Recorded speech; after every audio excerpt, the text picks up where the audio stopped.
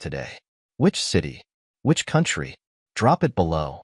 Now, let's dive into today's story. The late afternoon sun cast long shadows through the floor-to-ceiling windows of Vertex Technologies' executive floor. Alfredo Davidson's corner office, with its panoramic view of the city skyline, felt smaller than usual as he hunched over his laptop, scanning through acquisition reports.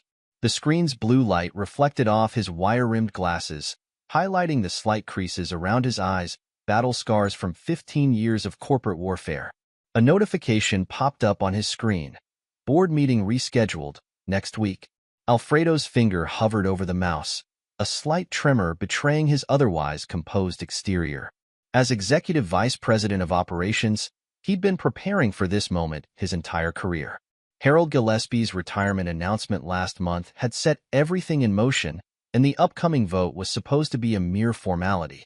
The soft click of heels against marble flooring drew his attention.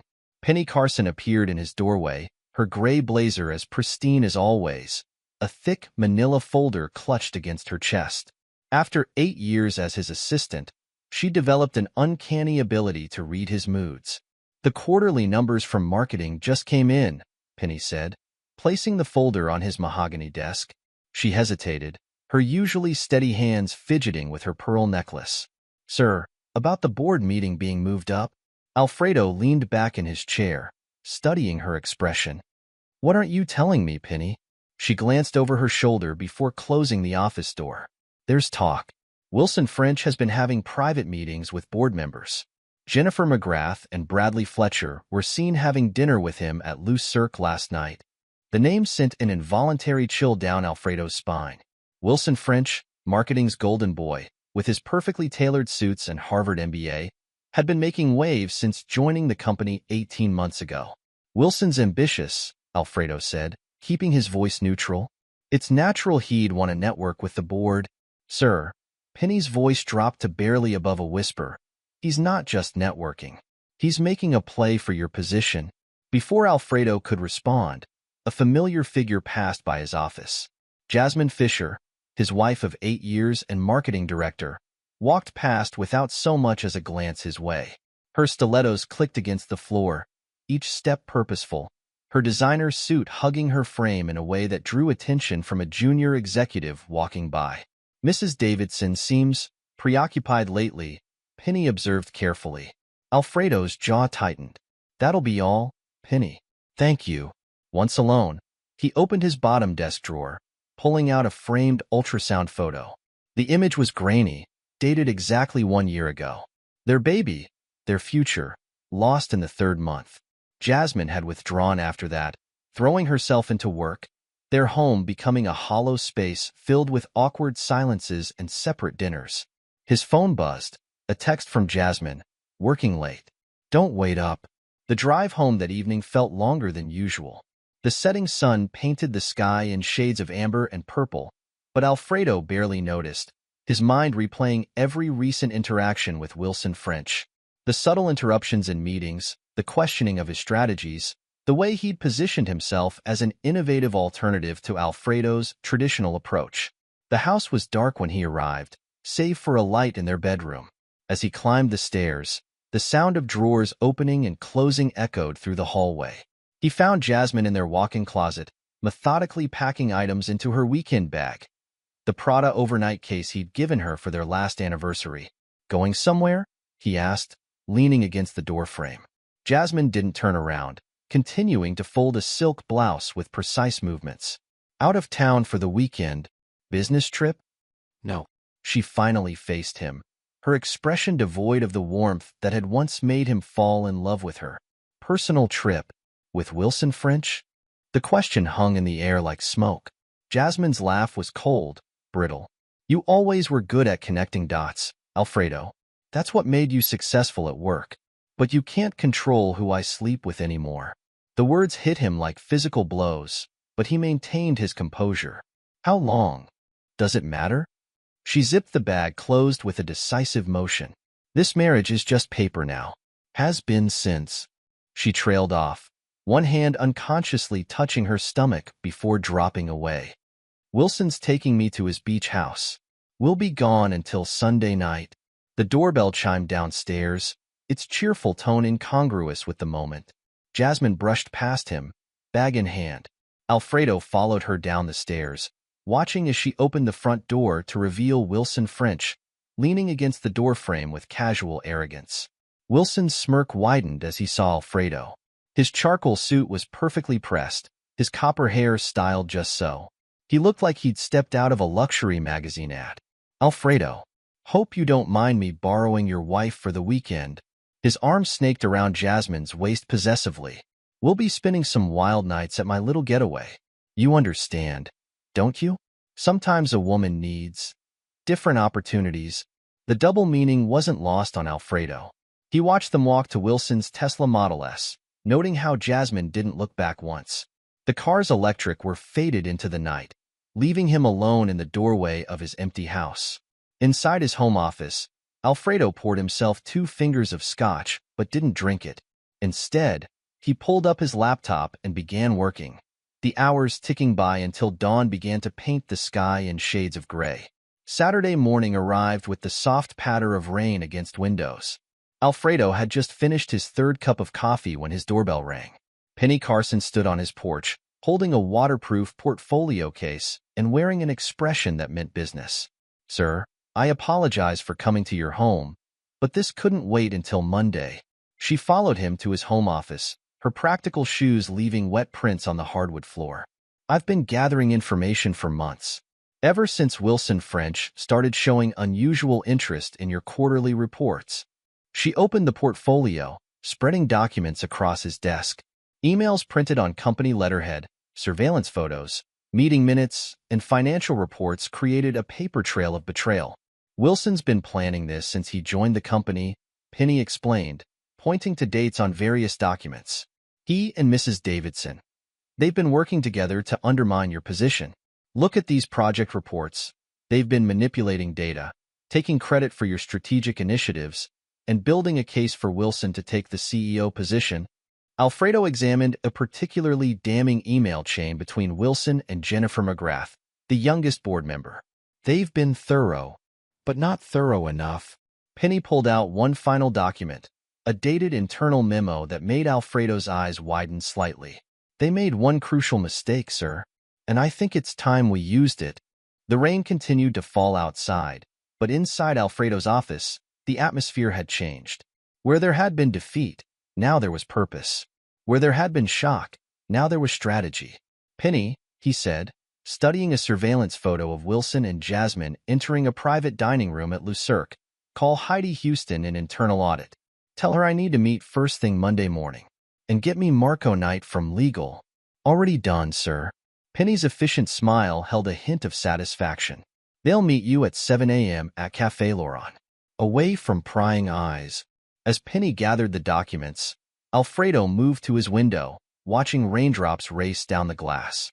In their distorted reflections, he could see the past year playing out, Jasmine's gradual withdrawal, Wilson's calculated moves, the subtle shift in board member allegiances. He'd been too consumed by personal loss to see the professional threat forming around him. "Sir?" Penny paused at the office door. "There's something else you should know. Wilson's beach house? It's not just a private residence. It's listed as a company property for client meetings. He's been writing off personal trips as business expenses for months." Alfredo nodded slowly, his reflection in the window showing the first hint of a smile. "Thank you, Penny, for everything." "Of course, sir." She hesitated, then added, "They thought they were being clever, playing both personal and professional angles. But they forgot something important." "What's that?" "In chess, the queen might be the most powerful piece, but it's the overlooked pawns that often determine the game." After she left, Alfredo returned to his desk, pulling up his private email. He began composing messages to key board members, his fingers flying across the keyboard with renewed purpose. Wilson and Jasmine might have orchestrated an impressive betrayal, but they'd forgotten the first rule of corporate warfare: never underestimate a man with nothing left to lose. He worked through the weekend, building his counter-strategy piece by piece. Each document Penny had brought revealed new layers of deception, but also new opportunities. Wilson's carefully constructed plan had one fatal flaw. He'd assumed Alfredo would be too proud or too shocked to fight back. Sunday evening brought the distant purr of a Tesla returning. Alfredo watched from his study window as Wilson dropped Jasmine off. She looked tanned, relaxed, her weekend bag slung over her shoulder as she used her key to enter the house. The sound of her heels on the marble foyer echoed through the empty rooms. "Had a good weekend?" Alfredo called out, not moving from his study. Jasmine appeared in the doorway, her expression guarded. "Don't start, Alfredo. We both know this marriage has been over since the miscarriage. I'm just finally doing something about it. By sleeping with the man who's trying to take my job?" "Wilson has vision," she countered, her voice taking on a defensive edge. "He sees opportunities you're too conservative to pursue. The board sees it too. Next week's vote is just a formality." Alfredo turned to face her fully, noting how she unconsciously took a step back. "You're probably right about the marriage being over. But Jasmine?" He held her gaze steadily. "You might want to review the company's policies about interpersonal relationships between departments, especially when they involve directors and potential CEOs. Something flickered in her eyes, the first hint of uncertainty he'd seen. "Are you threatening me?" "Not at all. Just giving some professional advice between colleagues." He turned back to his computer. "You might want to prepare for tomorrow's emergency board meeting. I hear it's going to be quite interesting." Jasmine's heels clicked rapidly as she left the study, her weekend bag bumping against the doorframe in her haste. Upstairs, doors slammed as she moved through their bedroom. Alfredo remained at his desk, calmly reviewing his presentation for tomorrow one final time. His phone buzzed with a text from Penny. "Everything's in place for tomorrow. Heidi and Marco are fully prepared."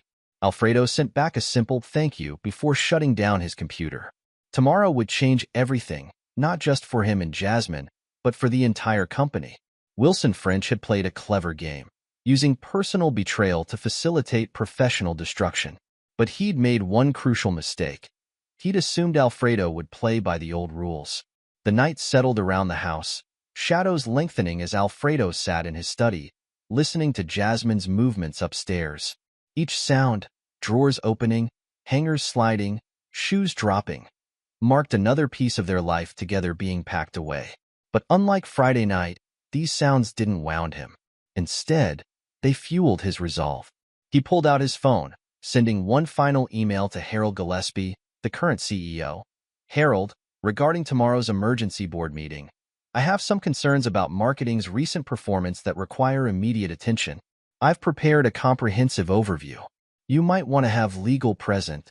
The reply came within minutes. "Understood. I've had my own concerns. See you at 9 a.m. sharp."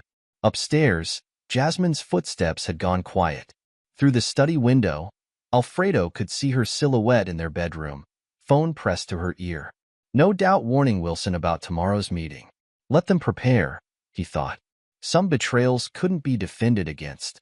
He opened his desk drawer one last time, looking at the ultrasound photo that had marked the beginning of their end. Tomorrow would bring a different kind of loss for Jasmine, one she'd orchestrated herself. The thought brought him no joy, only a grim sense of necessity.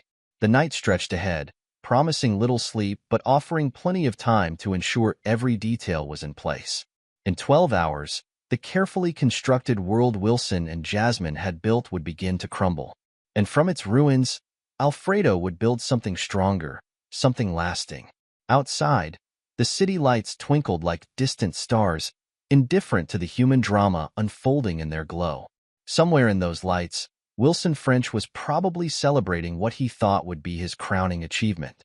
By this time tomorrow, he'd learn an important lesson about the price of betrayal. Alfredo closed the ultrasound photo in his desk drawer for the last time. Tomorrow wasn't about revenge, it was about justice. The kind that could only be served in boardrooms and balance sheets, through careful preparation and perfect timing. The game was about to change, and only one player knew all the rules. Morning fog clung to the windows of Café Laurent, turning the bustling street outside into a gray blur. Alfredo Davidson arrived exactly at 7 a.m., choosing a corner booth that offered a clear view of both entrances. The coffee shop's early morning calm suited his purpose, far from Vertex Technologies' corporate politics and prying eyes. Heidi Houston, head of internal audit, was already waiting, her laptop open and a stack of folders arranged precisely on the table. Her wire-rimmed glasses caught the soft lighting as she looked up from her screen. "I've been expecting this meeting for weeks." "Have you?" Alfredo settled into the booth, nodding thanks to the waitress who immediately brought him his usual espresso. Wilson French's numbers never added up. Heidi's fingers tapped a steady rhythm on one particular folder. "But I needed someone at the executive level to take interest before I could launch a formal investigation." The bell above the cafe door chimed as Marco Knight entered, shaking raindrops from his umbrella. The company's lead counsel looked more suited for a courtroom than a coffee shop in his tailored pinstripe suit. He slid into the booth next to Heidi, his expression grave. "I hope you realize what you're about to undertake," Marco said, accepting a coffee from the waitress. "Going after Wilson French means taking on half the board." He's been quite persuasive with his vision for the company's future. "Show me everything," Alfredo replied, pulling out his own laptop. Heidi opened her first folder, spreading documents across the table. "The marketing department's ROI figures caught my attention 3 months ago. Look at these quarterly reports." She pointed to highlighted sections. "They're claiming a 300% return on the Asia-Pacific expansion, but when you cross-reference with actual market penetration, they're double-counting successes." Alfredo finished, scanning the numbers and hiding the failures under different cost centers. "Exactly." Heidi pulled up a spreadsheet on her laptop. Every major marketing initiative under Wilson's leadership shows the same pattern. They take credit for organic growth, inflate success metrics, and bury the failures in departmental overhead. Marco leaned forward, his coffee forgotten. "That's not the worst of it. Remember that beach house where Wilson took your wife this weekend?" He pulled out his phone, showing Alfredo a property listing. "It's registered as a company asset, supposedly for client meetings and corporate retreats. But," Alfredo prompted, "but the only clients who've stayed there are Wilson's personal guests. He's been writing off everything, utilities, maintenance, even the wine cellar, as business expenses. I've got records of at least 6 different women he's entertained there, all company employees." The implications hung heavy in the morning air. Heidi pushed her glasses up her nose, a habit Alfredo recognized as her tell for having more to say. "There's something else," she said, pulling out another file. "Wilson's been systematically taking credit for your operational improvements. Remember the supply chain optimization project from last quarter? The one that saved us $12 million? Alfredo's voice was tight. "Marketing's reports show it as their initiative. They claimed the savings came from their innovative approach to vendor relationships. But I've got the original project documents with your signature, your team's analysis, everything." Marco's phone buzzed. He glanced at it, his eyebrows rising. Harold Gillespie just confirmed tomorrow's emergency board meeting. 9 a.m. "Perfect timing," Alfredo said, his mind already mapping out the moves ahead. "Heidi, I need every irregularity documented, every false claim tracked back to its source. Marco, get me everything on the beach house, property records, expense reports, security footage if it exists." "Already done." Heidi patted her stack of folders. "I've been building this case since Wilson started pushing those inflated ROI numbers. The only thing I lacked was executive support to move forward. And now you have it." Alfredo took a sip of his espresso, noting how its bitterness matched his mood. "What about Bradley Fletcher? Will the CFO back these findings?" "Bradley's been asking questions about marketing's numbers for months," Marco confirmed. "He'll verify everything once it's presented formally. And there's more. Kirsten Pierce from HR reached out to me last week. Apparently, Wilson's relationship with Jasmine isn't his first indiscretion." The cafe had begun to fill with morning commuters, their chatter creating a buffer of white noise around the booth. Alfredo watched a young couple at the counter, noting how the woman leaned into her partner's space, their body language speaking of trust and connection. He pushed away thoughts of similar moments with Jasmine. "Wilson's getting sloppy," Heidi observed, organizing her documents into presentations. He thought having board support made him untouchable. "Started leaving paper trails." "No," Alfredo corrected. "He got arrogant." "There's a difference."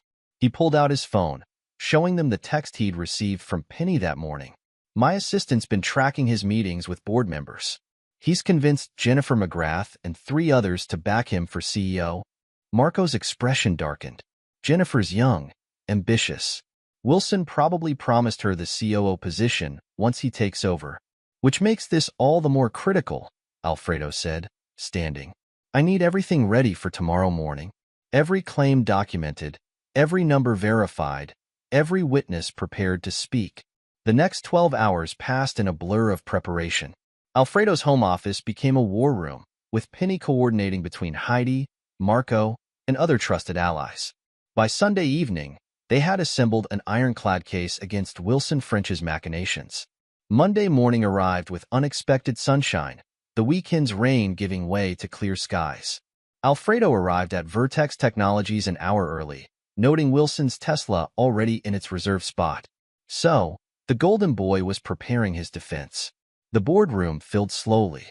Harold Gillespie sat at the head of the table, his expression unreadable as he reviewed the agenda. Jennifer McGrath, the board's youngest member, entered with Bradley Fletcher, their heads close together in whispered conversation. Other board members filtered in, the tension in the room building with each arrival.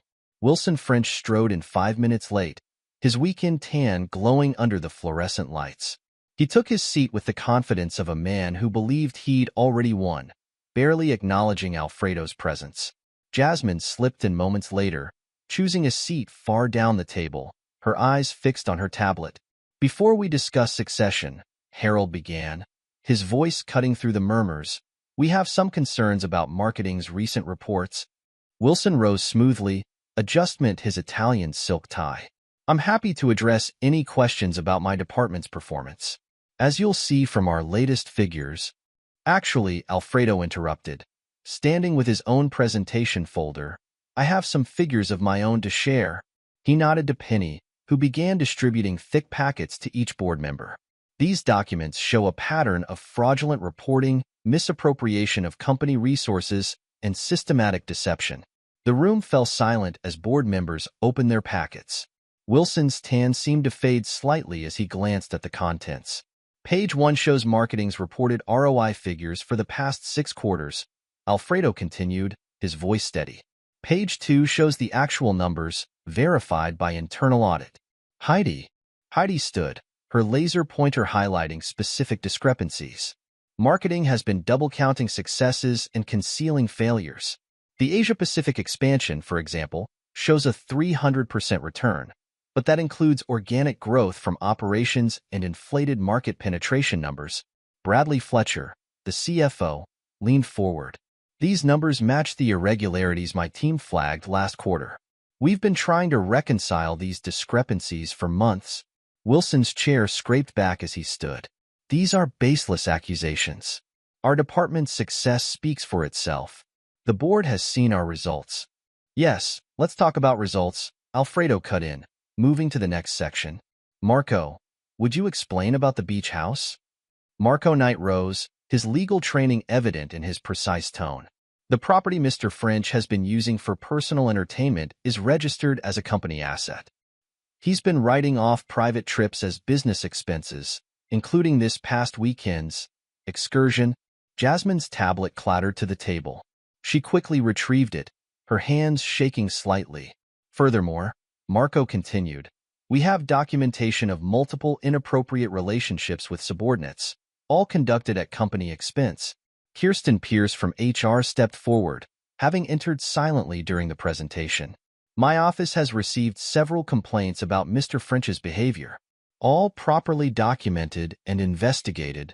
Wilson's confidence cracked. This is a witch hunt. Jennifer, you've seen our department's innovation firsthand. Tell them about the supply chain improvements. You mean these supply chain improvements? Alfredo clicked to the next slide, showing project documents bearing his signature. The ones my operations team implemented last quarter? The same ones your department claimed credit for? Jennifer McGrath, who had been growing paler with each revelation, cleared her throat. I move for an immediate vote of no confidence in Wilson French's leadership. Wilson spun to face her, betrayal written across his features. Jennifer, we discussed this. The plan we made was based on lies, she finished, her voice firm. I won't stake my reputation on fraudulent numbers and unethical behavior. Jasmine stood abruptly. I need to clarify something. Wilson manipulated me, used our professional relationship to... Actually, Alfredo interrupted, pulling out his phone. He played a crystal-clear audio recording. Asterisk, you can't control who I sleep with. This marriage is just paper now. Wilson's taking me to his beach house. Asterisk. The silence that followed was absolute. Harold Gillespie stood, his authority filling the room. I believe we've heard enough. Bradley, please verify these numbers with internal audit. Kirsten, I want a full HR review on my desk by end of day. Marco, prepare the necessary documentation for termination proceedings. Wilson French, the man who'd planned to take everything from Alfredo, slumped in his chair. His perfect tan now seemed like a cheap facade, his expensive suit armor that had failed to protect him. This meeting is adjourned, Harold announced. The board will reconvene this afternoon to vote on succession planning. Mr. French, Mrs. Davidson, please wait in your offices for HR. As the board members filed out, Alfredo caught Jasmine's eye. For a moment, he saw past the betrayal to the woman he'd loved, the one who'd shared his dreams and his grief. But that woman was gone, replaced by someone who'd chosen ambition over loyalty, deception over truth. Penny appeared at his side, efficiently gathering the presentation materials. Sir, legal needs your signature on several documents. Alfredo nodded, turning away from his wife's pleading look. The morning sun streamed through the boardroom's windows, illuminating the path ahead. He'd won this battle not through revenge, but through preparation, integrity, and the loyalty of people who valued truth over ambition. The corporate world might be built on paper, contracts, reports, and presentations, but it was sustained by something far more valuable: trust. Wilson and Jasmine had forgotten that fundamental truth, and now they would face the consequences of their choices. As he walked out of the boardroom, Alfredo felt no triumph, only a quiet certainty that justice, at least in this case, would be served through spreadsheets and documentation rather than dramatic confrontations. Sometimes, he reflected, the most decisive victories were won not with grand gestures, but with careful attention to detail and unwavering commitment to truth. Marco caught up with him at the elevator. The termination papers will be ready within the hour. And Alfredo? He paused, choosing his words carefully. That recording of Jasmine? Having a home security system that captures audio might raise some privacy concerns. Alfredo allowed himself a small smile. Except our system doesn't record audio. But they didn't know that, did they? The elevator doors closed on Marco's surprised laugh, carrying Alfredo toward his next challenge. The war wasn't over. There would be legal battles, PR challenges, and a company to rebuild. But for now, he had won the most crucial battle, the one for truth. In his office, Penny was already coordinating with HR and legal, her efficiency unmatched as she managed the aftermath of the morning's revelations. She handed him a fresh coffee without being asked, then paused. Sir, was it worth it? All the preparation, the waiting, building the case instead of confronting them immediately? Alfredo looked out at the city skyline, thinking of the weekend he'd spent alone in his house, knowing where his wife was, what she was doing, but choosing to wait, to build an irrefutable case instead of acting on emotion. In chess, he said finally, the winning move isn't always the most dramatic one. Sometimes it's the quiet move, the one your opponent dismisses as insignificant, that leads to checkmate. Penny nodded, understanding the layers in his response. The board reconvenes at 3. Shall I have Heidi prepare the operational overview you'll need as CEO? Yes, Alfredo replied, turning back to his desk. And Penny? Thank you. For seeing what they were planning, for gathering the evidence, for everything. Of course, sir. She paused at the door. Some people mistake kindness for weakness, loyalty for blindness. They forget that the strongest foundations are built on trust, not deception. As she left, Alfredo opened his laptop, ready to begin the work of rebuilding what Wilson's ambition and Jasmine's betrayal had tried to destroy. The morning's victory was just the beginning. The real challenge lay ahead, transforming a moment of justice into lasting change. But that was tomorrow's battle. For now, he had termination papers to sign and a company to protect. The sun continued its climb into the morning sky, promising a day of reckoning for some and renewal for others. In the end, Alfredo reflected, every betrayal carried within it the seeds of its own destruction. Wilson and Jasmine had planted those seeds themselves, forgetting that in the corporate world, as in life, truth might be delayed, but it could never be permanently denied. The boardroom had fallen silent after the vote. 12 hands raised in unison, no abstentions, no dissenting voices. Harold Gillespie's gavel struck the polished mahogany table with quiet finality. The board unanimously confirms Alfredo Davidson as Chief Executive Officer of Vertex Technologies. Effective immediately, Harold's voice carried the weight of 25 years of leadership. Congratulations, Alfredo. The company is in your hands now. Alfredo stood, accepting handshakes and congratulations with measured grace. Through the glass walls, he could see Penny organizing documents at her desk, her efficiency undiminished by the morning's drama. On her computer screen, termination papers were already being formatted. Your first actions as CEO will set the tone, Harold murmured, lingering after other board members had filed out. Make them count. The leather of Alfredo's new chair creaked as he settled behind the CEO's desk. The morning sun streamed through floor-to-ceiling windows, casting long shadows across the carpet. His laptop chimed with an incoming email from Marco Knight, the subject line reading, "Termination documentation, urgent." Penny appeared in the doorway, her tablet ready. "Sir, HR has the paperwork prepared for both Wilson French and Jasmine Fisher. Security is standing by." She paused, then added, "Jasmine is in her office, packing her personal items. Wilson hasn't left the conference room." "Have security escort Wilson out first," Alfredo said, his pen hovering over the termination papers. "I want to handle Jasmine's departure personally." The scratch of his pen across paper echoed in the quiet office. Two signatures that ended not just careers, but a marriage and a betrayal. Through his window, he watched as security approached the conference room where Wilson sat, head in hands, his weekend tan now ashen under the fluorescent lights. Wilson's escort from the building was subdued. No dramatic protests, no scene. Just a broken man clutching a cardboard box of personal items, his Italian leather shoes scuffing against marble floors he'd never walk again. Jasmine's departure proved different. Alfredo found her in her office, the designer weekend bag perched on her desk as she methodically emptied drawers into it. The same bag she'd packed for her weekend with Wilson now held the remnants of her career. She looked up as he entered, her fingers tracing the bag's leather strap. "I suppose there's no point in offering explanations now." "No," Alfredo agreed, placing the termination notice on her desk. "The marriage may be paper, but so is your termination notice. They both tell their own stories." Security waited discreetly by the elevator as Jasmine walked out, her heels clicking one last time against the floors of Vertex Technologies. She didn't look back. The next weeks brought a flurry of changes. Penny sat across from Alfredo in what had been Wilson's office, now stripped of its pretentious modern art and restored to functional elegance. "The board approved all your restructuring proposals," she reported, her new title of Director of Operations sitting naturally on her shoulders. "Heidi Houston's promotion to EVP is official as of this morning." Alfredo nodded, reviewing the organization charts on his tablet. "And marketing?" "Morgan Galvin arrives from the West Coast office next week. Her preliminary audit of the department has already uncovered some interesting patterns." Penny pulled up an email on her tablet. She found evidence that Wilson attempted similar schemes at his previous companies.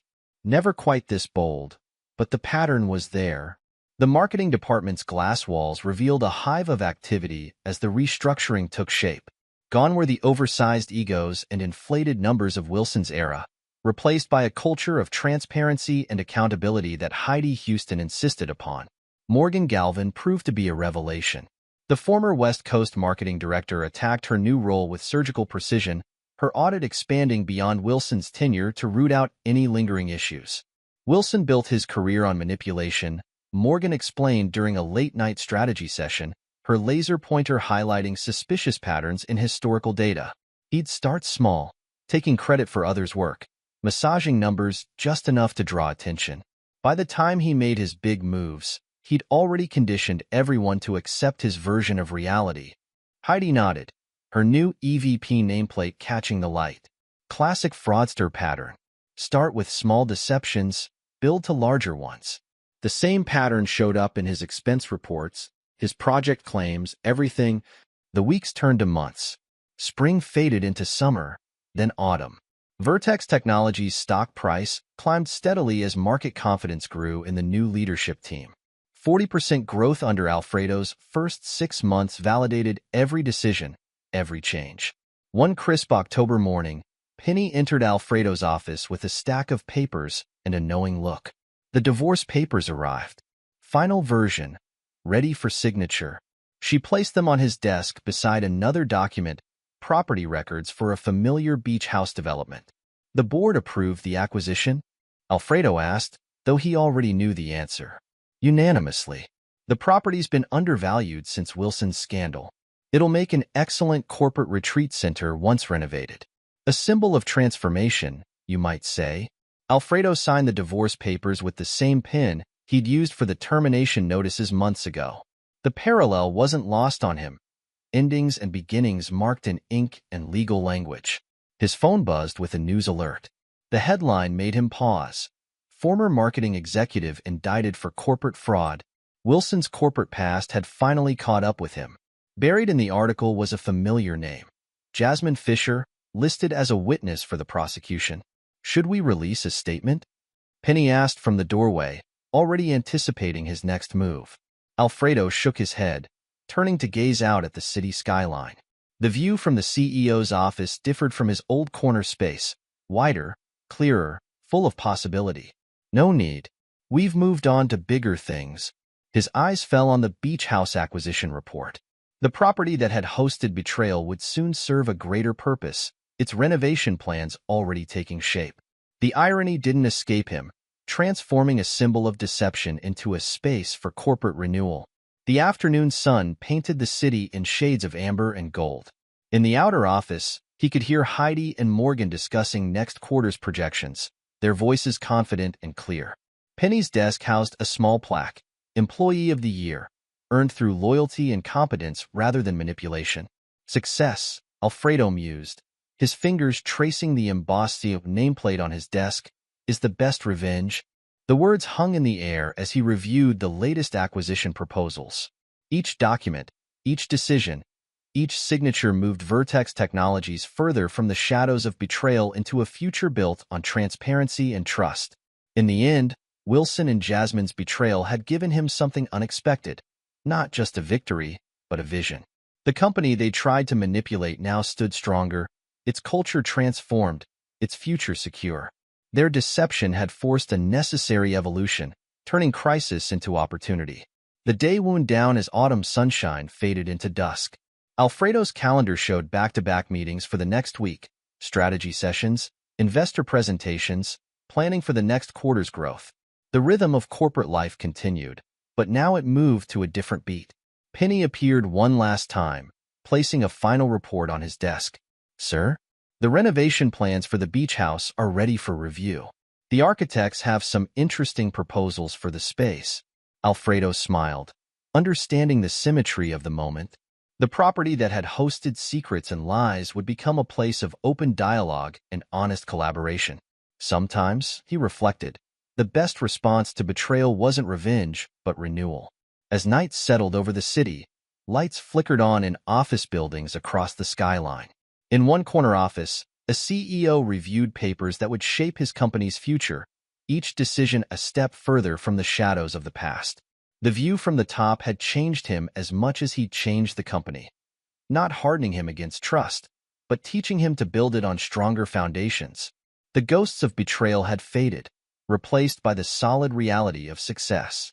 In the end, that was the truest victory, not just surviving deception, but using it as a catalyst for transformation. Vertex Technologies stood taller now, its foundation stronger for having weathered the storm. Tomorrow would bring new challenges, new opportunities, new decisions. But tonight, in a corner office high above the city, Alfredo Davidson allowed himself a moment to appreciate the view. Success, he had learned, wasn't just about winning. It was about building something worth fighting for. The night deepened, but lights still burned in the CEO's office.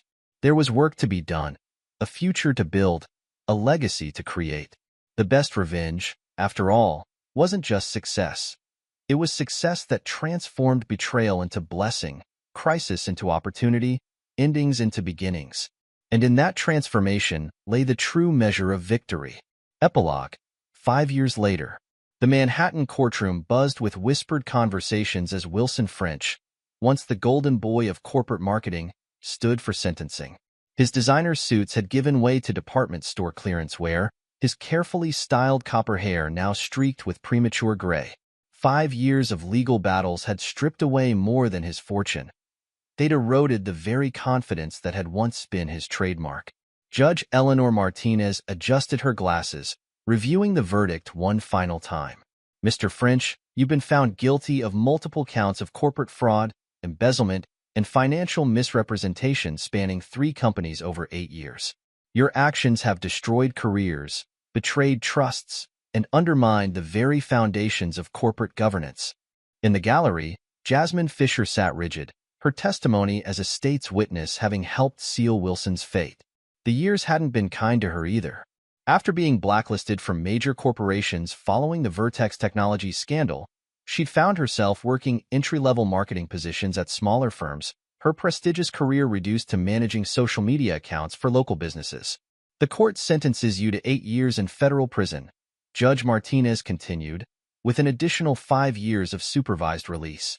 You are ordered to pay restitution of $4.2 million to the affected companies and shareholders. Wilson's shoulders slumped as bailiffs approached.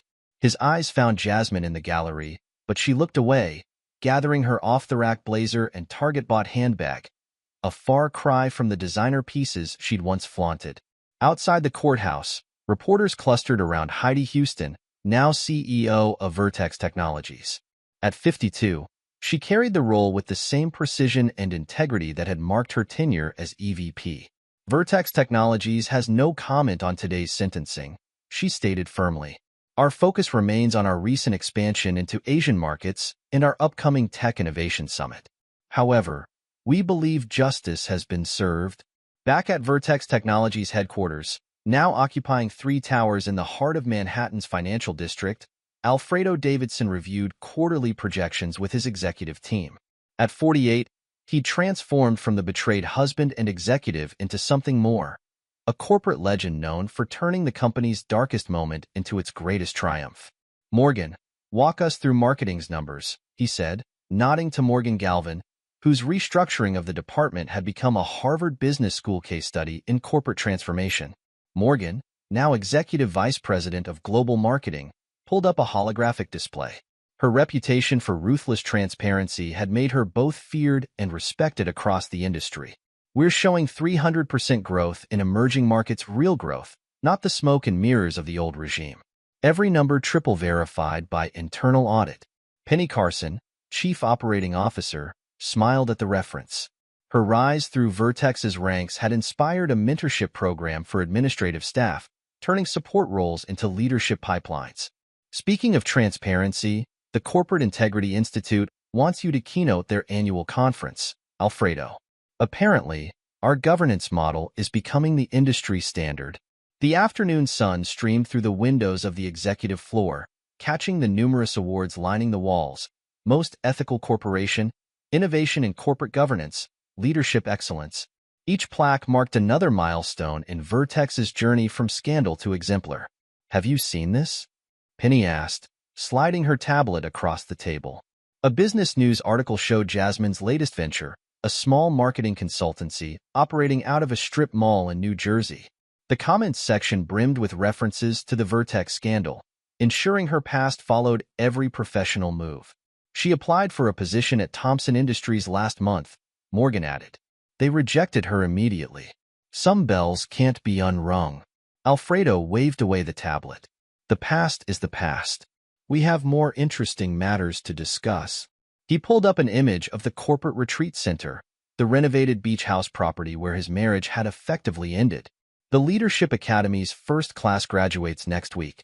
20 promising managers who'll carry our values to new ventures. The beach house's transformation mirrored Vertex itself, stripped of its dark history, rebuilt into something meaningful. Its modern conference rooms and training facilities had hosted hundreds of rising executives, each learning the real cost of ethical compromises through the property's own story. Later that evening, in his penthouse apartment overlooking Central Park, Alfredo reviewed an email from Harold Gillespie, now enjoying retirement in the Berkshires. The old CEO still served as an advisor, his wisdom having helped guide Vertex through its post-scandal transformation. Saw the news about Wilson's sentencing, Harold wrote. Reminds me of something I learned over 40 years in business. Success built on deception is just failure in disguise. You turn their betrayal into a legacy of integrity. That's real success. A soft knock interrupted his reading. Catherine Chun, his wife of 3 years, entered with 2 glasses of wine. As head of the city's largest charitable foundation, she understood power, but unlike Jasmine, she wielded it with compassion rather than ambition. Rough day, she asked, noting the news articles on his screen. Just ghosts of the past being laid to rest, he replied, accepting the wine. Wilson's sentencing was today. 8 years. Catherine settled beside him, her presence grounding in its simplicity. They'd met at a corporate ethics panel, her foundation's work in transparency aligning with Vertex's reform values. Their courtship had been deliberate, built on shared principles rather than passion alone. I ran into Jasmine last week, Catherine mentioned, her tone carefully neutral, at that small business convention in Newark. She's starting over again. 5th attempt, I think. She looked diminished. Alfredo nodded, unsurprised. Consequences have a way of compounding. Wilson's fraud conviction will make her reinvention even harder. No major corporation will touch anyone connected to that level of scandal. His phone chimed with a message from Marco Knight, still serving as Vertex's chief counsel. The legal team had just won another industry award for corporate compliance, their transparency protocols becoming the gold standard for multinationals. Remember that junior executive who tried Wilson's old tricks last month? Marco's message read, just submitted his resignation. Apparently, our ethics training videos, featuring a certain beach house, made quite an impression. Alfredo smiled, remembering the training program's centerpiece, a case study on Wilson and Jasmine's downfall, taught in the very rooms where they'd plotted their betrayal. Poetic justice had a way of coming full circle. The city lights sparkled beyond his window, a vastly different view from the one he'd had during those dark days 5 years ago. Vertex Technologies had grown beyond his wildest ambitions, its market cap now dwarfing its previous incarnation. But more importantly, it had become a testament to resilience, to the power of turning betrayal into breakthrough. His tablet showed another news alert. Wilson's perp walk, hands cuffed, heading for prison transport. The comments section filled with former colleagues and industry peers, each adding their own stories of his deceptions. 8 years would give him plenty of time to contemplate the true cost of betrayal. Jasmine's fall had been different, a slow descent into professional irrelevance. Her testimony against Wilson had spared her legal consequences, but earned her a different kind of sentence. In an industry built on trust and reputation, she'd become a cautionary tale, her name forever linked to corporate scandal and personal betrayal. The Leadership Academy Board approved your proposal, Catherine mentioned, reviewing her own emails. They want to expand the ethics program to satellite campuses. Apparently, there's a waiting list for the corporate governance workshops. The irony wasn't lost on him. The very property meant to host Wilson's triumph had become a temple to corporate integrity. Each year, hundreds of executives walked its halls, learning how ambition unchecked by ethics could destroy careers, marriages, and legacies. A final email arrived from Penny.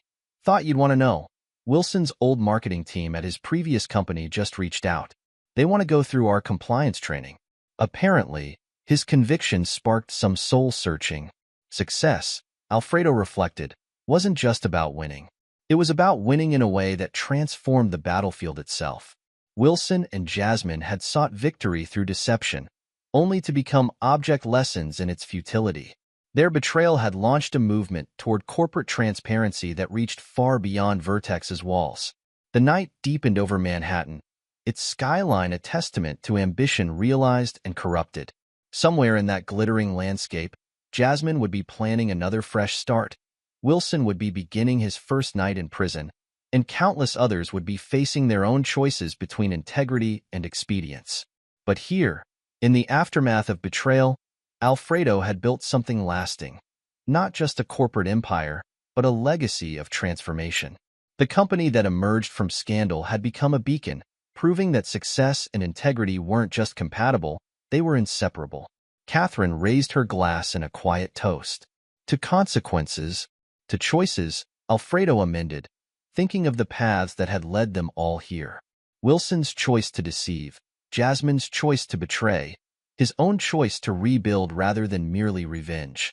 In the end, it wasn't just success that had proven the best revenge. It was success that transformed betrayal's bitter lessons into something noble, something lasting, something true. The price of betrayal had been high, but its dividends, measured in wisdom and integrity, would pay returns for generations to come. Outside his window, Manhattan's lights rivaled the stars, each one marking another story of ambition and choice, of triumph and betrayal, of consequences faced and lessons learned.